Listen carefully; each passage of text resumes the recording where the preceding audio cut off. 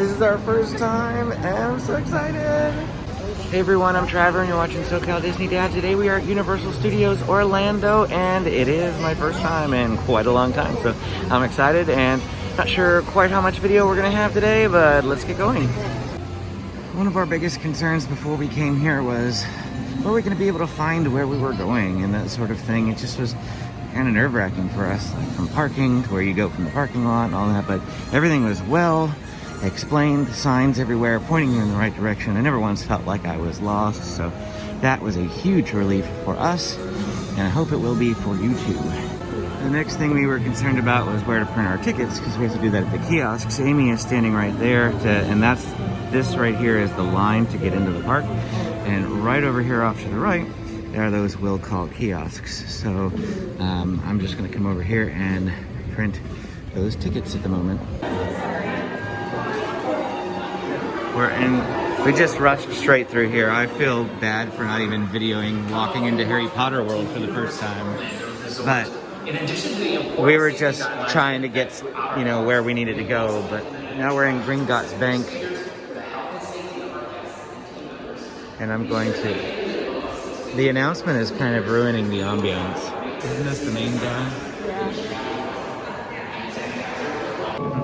There's an open bank vault over there.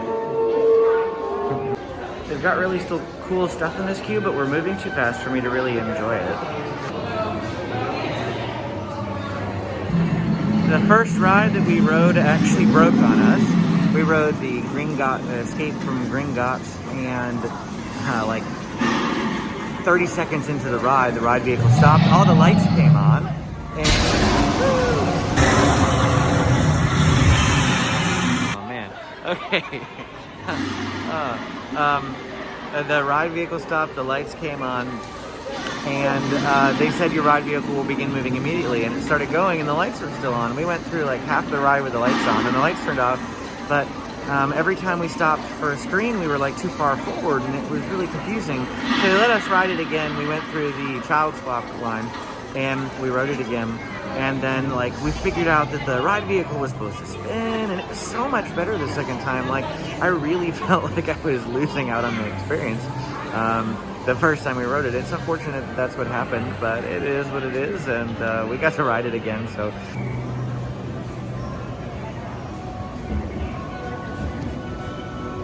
We're in the E.T. queue, and I love the E.T. queue. Amy is amazed. This is a little brighter here. Well, that's the whole idea, is you're going through in dark forest. So just a quick update. We aren't really doing a whole lot of vlogging on our Universal trip, simply because this is our first time here. So we're kind of like, why, eyes wide open, ooh, looking around, that sort of thing. We have an hour we want to spend here in Universal Studios, and then after that we are going to go get lunch at the what's it called, Leaky Cauldron, and then after that we're gonna hop over to Islands of Adventure.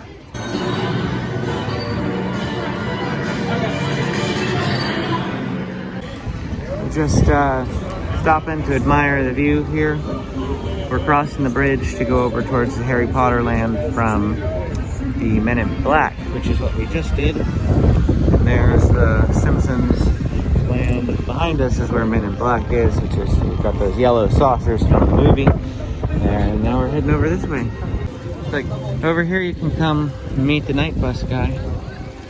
We're headed into the Leaky Cauldron, and I'm just gonna turn the camera on. So here's another look inside. It's really neat. It is very cool if you're a Harry Potter fan. But I mean, it's also very, very cool physically. I like being in here. It's neat. So what we did was we placed our order outside, but it looks like you could have waited till you got in here. You just go and get seated at a table, and then after they seat you at a table, you can place your order. And once you place your order, you hit prepare my order, and it'll ask you to put your phone by the QR code. It's not gonna actually like scan anything like a camera app, but it didn't work either way. And the worker who helped us said that it didn't work for her either. So what you do is you just push this button and you can enter the number in manually, and we typed in 63 because that was our number. And now we just wait for them to bring us our food. So I got a frozen butterbeer, and Amy got a regular butterbeer. This is the cottage pie, which is basically just like a shepherd's pie. Comes with salad, and that's pretty much it. And then Amy got the bangers and mash, which actually looks a lot better than mine, and I wish that I'd have got that instead because I'd have rather had vegetables and peas and things. Instead of a salad. Just finished up our lunch here, and the food was fantastic. That cottage pie, so good. And Amy's bangers and mash, she's still eating, so I'm not gonna turn the camera on her just yet, but when she's done, I'll let her tell you her thoughts on the bangers and mash. But the one comment, a whole couple of comments. First off, we started with the butterbeer, and they say that butterbeer is an acquired taste. Some people like it, some people don't. I wasn't sure how I was gonna like it because I'm not a huge butterscotch person. But I got the frozen butterbeer, and I like that better than the regular one, which is what Amy got. At first, I thought like, oh, I don't really like this, but I'll drink it. By the end, it was really growing on me, and so much so that I'm actually interested to maybe buy it again before we leave today. We'll see. I'll think about it, and that's it. Also, and this isn't necessarily a problem, it's just kind of an odd problem considering it's a really, really hot day. You know, it's like a 90-degree day. I'm kind of cold, like really kind of cold in here. It didn't seem like it started that way, and maybe it's because I had a frozen butterbeer, but I've had a warm meal since then now, and I'm still kind of chilly in here, which means that it's really, really good if you're looking for, you know, a respite from the heat. But it's kind of chilly. Just keep in mind that if you're sitting here for a while, because you will, it took them about, what, 20 minutes to bring us our food, maybe? Something like that? Yeah, it took us about 5 minutes out. About 5 to 10 minutes to be seated, and that was at 10:40 in the morning. And then it took them another 20 to 25 minutes to bring us our food. So this is definitely not a slow meal, or sorry, not a quick meal by any means. It's not like a quick service. It is, but it's like a half sit down, half quick service all at the same time. Yeah, I got the bangers and mash. I was really looking forward to this meal, and I'm very glad I got it. This is just my last piece of banger. It's sad. The whole thing was very good, and like Trevor said, the butterbeer, it's actually growing on me too. Yeah, this is the line to go into the Leaky Cauldron at the moment. Quite a bit longer than when we were there. We are in here at Florian Fortescue's at the moment, and they have soft serve, and I see if the little example here spinning around is any indication, I can get a chocolate mint swirl, and that's what I'm gonna check and see if I can, because that's what I would like to get. This is a mint and chocolate swirl with chocolate chips, and this is a soft serve. And Amy got Chocolate and sticky toffee pudding. Chocolate and sticky toffee pudding hard serve. Just some quick thoughts on the ice cream.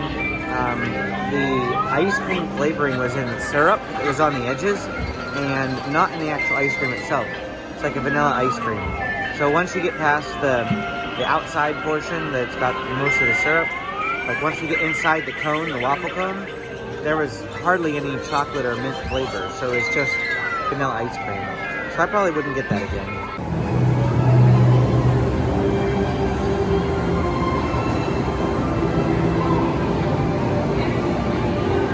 We're in the Hogwarts Express.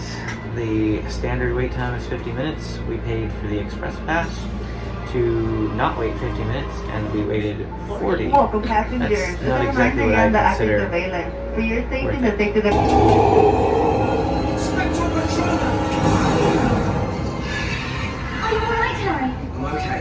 Okay. Oh, brilliant. Dementors on the Hogwarts Express. Foul, miserable creatures. Something from the trolley, dear.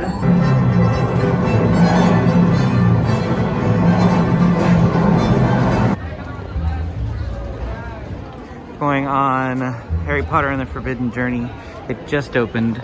It had been delayed, which is their term for currently broken. And we were just walking by, And like there was a mass of people walking in the line, so we're like, oh, it must have just opened. Beat Slytherin today. Ah!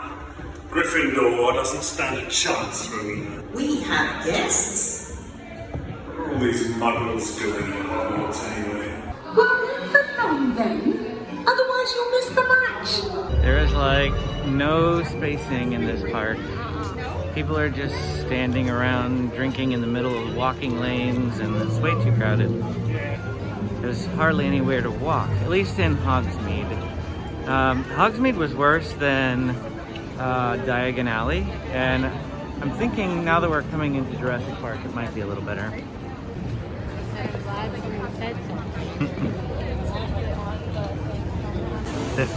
The new Velocicoaster is so intense that even the ride is behind a raptor fence. We hopped in line for the Jurassic World River Journey or River Adventure ride, and at least all the queue is indoor for the most part, and it's really nice looking. The Express Pass is about half of what the regular line is, which is 90, so that means 45 for us. Well, despite what it said, we're at the front already, and it's only been 8 minutes. That's pretty short. The one nice thing about Universal, no masks on water rides.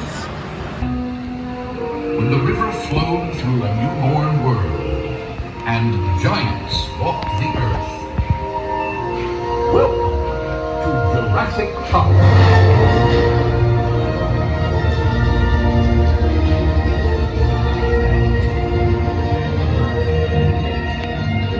Their awesome size, these gentle giants pose no threat to us.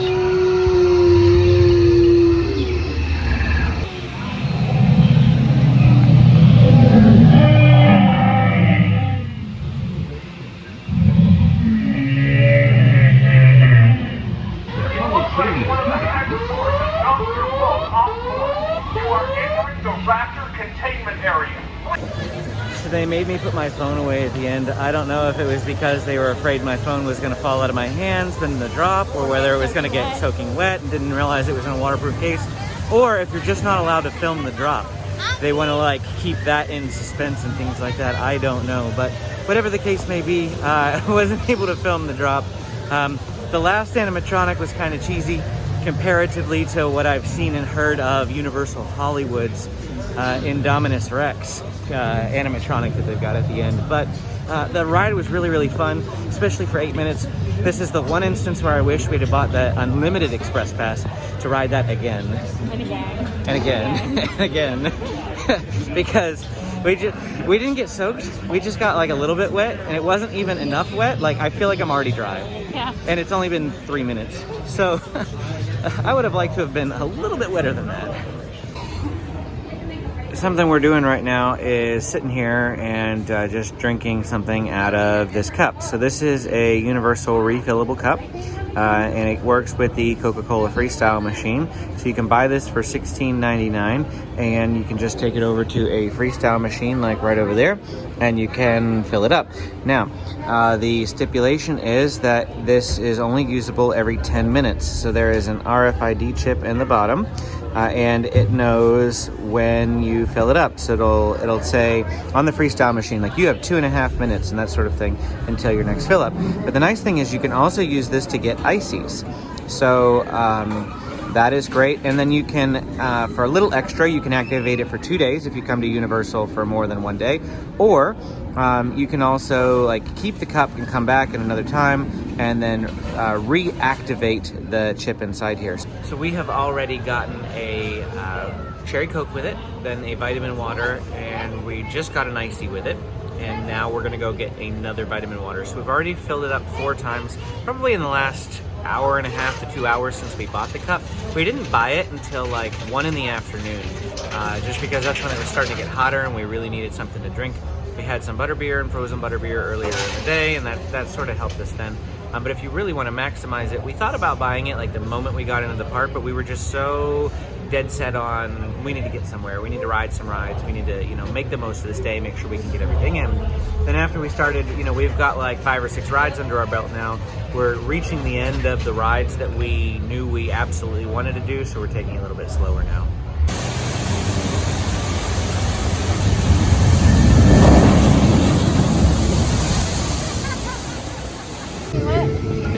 Amy is soaking wet, not from a ride, but from standing near a ride.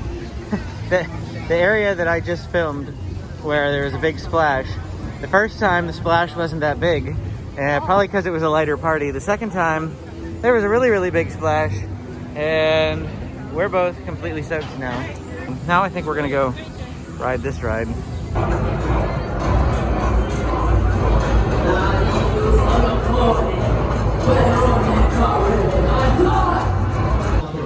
We just got off Kong Skull Island, and I must say it was pretty fun. I feel like this ride is what Navi River Journey could have / should have been, in terms of just how immersive you felt in being a part of it. Just because like the way the ride vehicle bounces around and things, you feel like you're there. And then the fully immersive screens. I do like that Navi River Journey, of course, has actual physical things, but it was pretty like just observatory and hands-off, where there's much more that they could have done that this ride did. And I think that Disney can actually kind of learn from sort of things like that. We are now approaching the Marvel area of Universal, and I see Spider-Man up here on the right, out here doing a meet and greet. We're riding the Seuss train now. The Skyway in the highway or something. Highway in the sky, I don't know. I get home today. All the long way through town and all the way back. And I see the trees, the truffula trees. The bright colored tops of the truffula. Fantabulous. Pretty slow ride, but it's fun. Just look at that. Whoa, it just picked up speed. Look out below. It's that new Magoo Zoo. Oh, what this zoo Here's has the to work. green ham. Wonderful zoo on the face of the earth. Should be green eggs, right? Oh, there they are. There's the green eggs and ham. Stepping into the, looks like the Lost Continent area. And we are going to be eating at Mythos here before too long, which is in this area. This is also where the like Poseidon ride is, but that ride hasn't reopened. Oh, it's a show? I thought it was a ride. I don't know.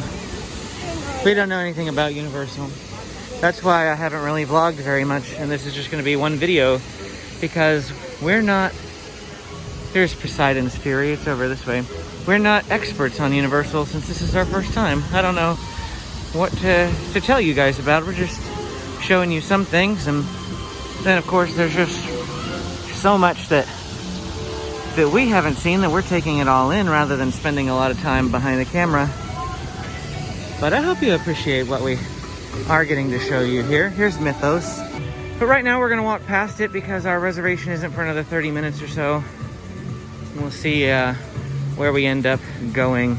I know that if we continue on this path, we'll just be back in the Wizarding World of Harry Potter, and in Islands of Adventure, it is Hogsmeade, and Hogsmeade was very, very crowded when we were here last time.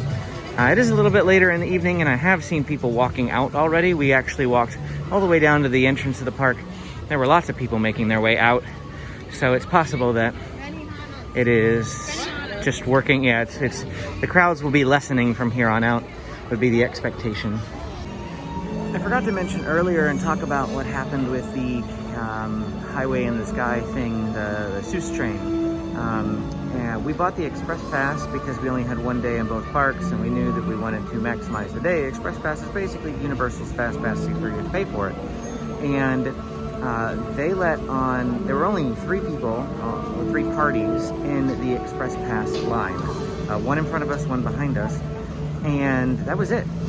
And they let 6 cycles of regular standard guests go on the train while we just stood there and felt neglected and ignored and that sort of thing. And we paid money to skip the line, and it was just 3 parties. All they had to do was let us on. We didn't even take up a full train, and then they could have filled the rest of the train with the standard people and moved right along, which is what we feel should have happened, but it's not what happened. It's not the first time that we've felt neglected as Express Pass holders here at Universal. On a couple of rides, we have felt like the Express Pass people were considered second rate rather than the priority customers, which the paying customers should be the priority, should they not? That's our thoughts anyway. We're coming into Hogsmeade and it still doesn't look any less crowded than it did the first time we came into here. Very, very, very, very busy. But pretty cool area.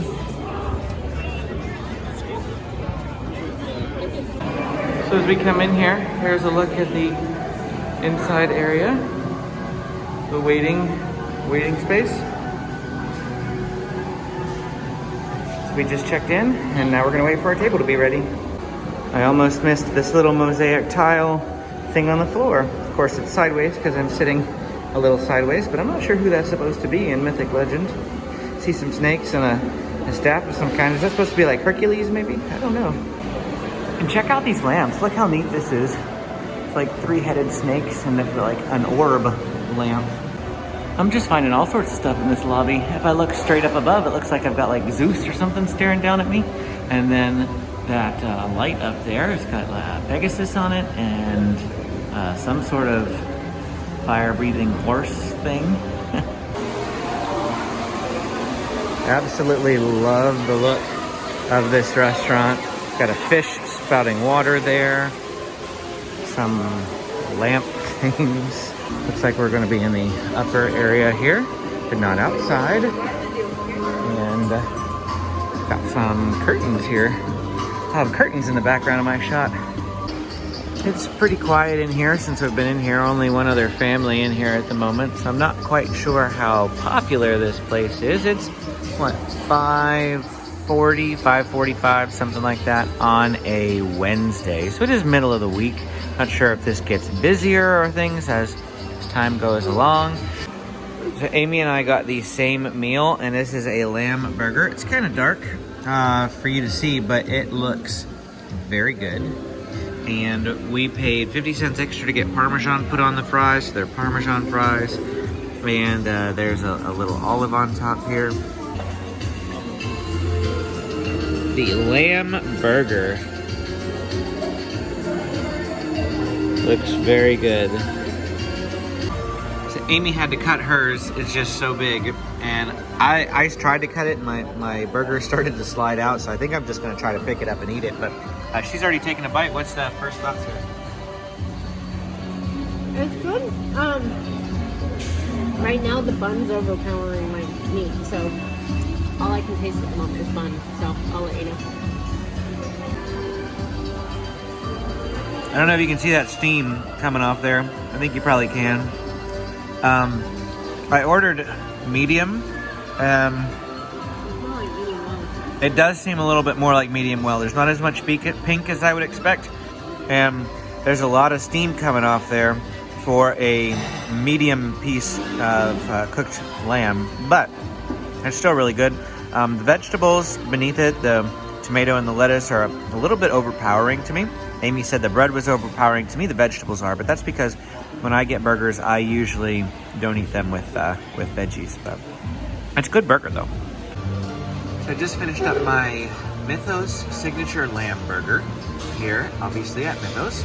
And once the lamb burger was all gone, I still had half a bun left. So the lamb burger was pretty small, and I suppose that's probably fairly standard with a lamb burger. But there just really was a lot of bun, especially what Amy was saying earlier about getting more of a bun bite than, the actual meat itself. The fries were very, very good. I loved the fries. Fries were fantastic, cooked very, very well. Parmesan added the right flavoring to it. Definitely A+ on the fries. As far as the actual burger itself, Amy and I both agree that the lamb slider at SeaWorld San Diego for the Seven Seas Food Festival is a lot better than this land here. So I put my meat out of the bun just because the bun was so big. And just eating this, I really don't taste that much lamb. So either maybe ground lamb all has different flavors or something and we just don't eat it enough. But I feel like this might be beef mixed with lamb because it's not very strong. The spot where we're sitting, I have to admit, for all the open, no, there's a few more seated tables here since the beginning, but for all the open tables, where they stuck us, I've got this massive glare in the background for Amy anyway, but I'm staring at a wall. And Amy is completely staring at a wall. Like, at least I have that view to look at. Look at Amy's view. Aside from me. I mean, you know, there's nothing wrong with having me for a view, right? It's just, you know, this big purple curtain. And that's Amy's entire view and this wall next to me. So, yeah, they could have put us in a better spot considering there's hardly any people here. I don't know why they stuck us where they did. We didn't, you know, ask to. We could have asked to be moved, I'm sure. But I will say that I appreciate Mythos in terms of it's probably one of the best themed places to eat in all of Universal.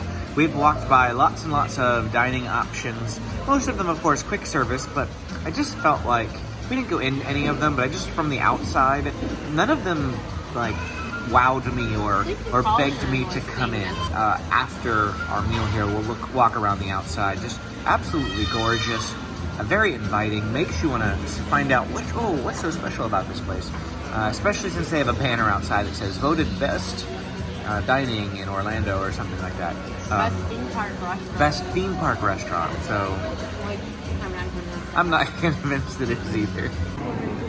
We came outside here. Here's the outside of the restaurant. You got look like Seuss or something up there. But we can come over this way, get decent views of Velocicoaster.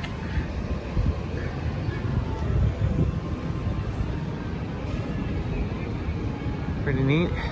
They're doing pass holder previews right now, so people are riding that ride. Yep.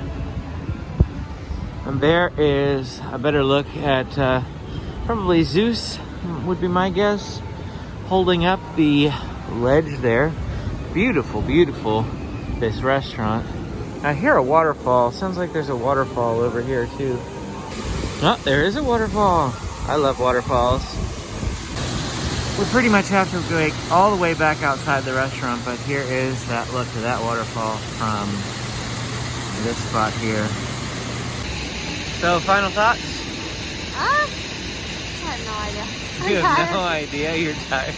For dinner or the whole day? Dinner. It was good. I mean, I kind of like that it was quiet in there because, like, yesterday's dinner was not quiet. But Mythos is good, especially for Universal. I'm not sure where else we would have gone except for maybe Confisco Grill. That was the other place that we considered. I mean, there's lots of places out in City Walk that people say are good. Yeah. But they're also going to be able to here because they're not even in a park. So. Yep. Well, I enjoyed my time here at Mythos. I thought it was a good burger. We got Velocicoaster going there in the background. Yeah, I thought it was a good meal. I didn't have any problem with the burger. It didn't bother me one bit. Amy just wished it tasted a little more lammy. I enjoyed the fries. Otherwise, I thought it was good. Definitely worth your consideration for coming here to Universal Studios Islands of Adventure. Well, that is it for our time here at Universal Studios and Universal Studios Islands of Adventure. We had a fairly decent time. It started off a little rocky for us in the morning, got better by the afternoon, and you know, we initially planned on staying here all the way up till 8 o'clock, but honestly, we rode mostly everything that we wanted to ride thanks to that Express Pass. Even if sometimes we did feel like the Express Pass could have been utilized a little better, it did work exactly how we wanted it to. We got to ride all the rides we wanted. At this point, we're just ready to go back, and so we're gonna call it a day. And yeah, if you want to see more videos from our Orlando vacation, go ahead and like and subscribe, and we will see you again next time.